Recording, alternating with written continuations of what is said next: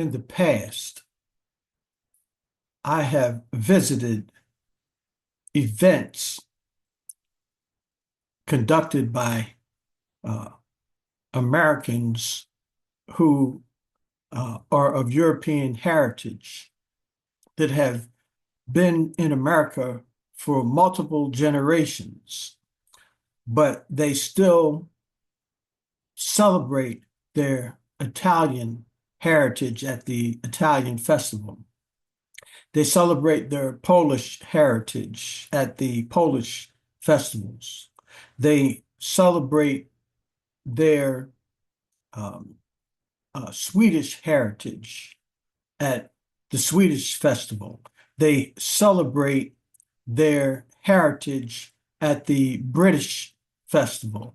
They celebrate their heritage at multiple European um, heritage events that are celebrated. And oftentimes during political campaigns, politicians travel to these events because people with these ethnic heritage congregate together for a special event and time to celebrate their European heritage.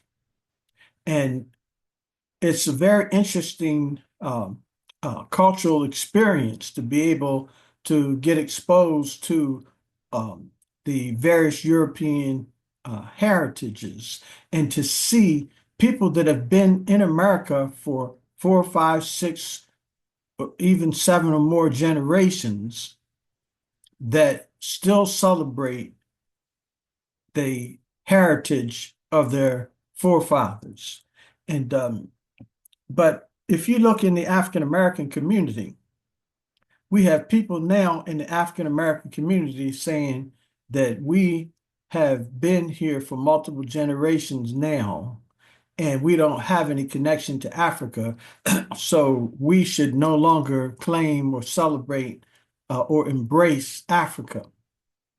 And so we have people that disavow our heritage and disavow um, our lineage, disavow our place of origin, where all other groups of people celebrate theirs. We have groups of people who don't have the consciousness to recognize the value and importance of our connection to Africa. And many of these individuals are in identity crisis because they have a concept of Africa that is based on misinformation. They see Africa as a place that is savage. They see Africa as a place where there's no civilization or culture. They believe that Africans were nothing but heathens, cannibals, savages running naked through the jungles with bones stuck through their nose, because that's the image that has been presented to them.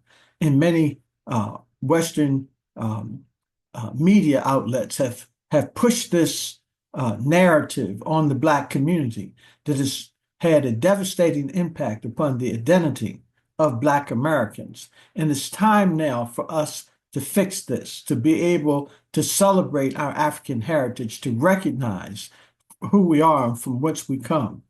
And if we look at the legacy of slavery, 95% of Black Americans trace their heritage from between what is now modern-day Senegal and Angola. About 95% of Black Americans' ancestors came from between 3 and 5 regions within Africa, in the region between Senegal and modern-day Angola. And so when we look at this, our heritage is not from North Africa. We're not Asiatic Blacks. We're not Black Hebrews. We're not Black Moors. We're none of those things. We are a unique and distinctive group of people who gained U.S. citizenship in 1868 with the 14th Amendment. And it's so important for us to understand our history to be able to recognize who we are and how we connect not only to America, but to the rest of the world.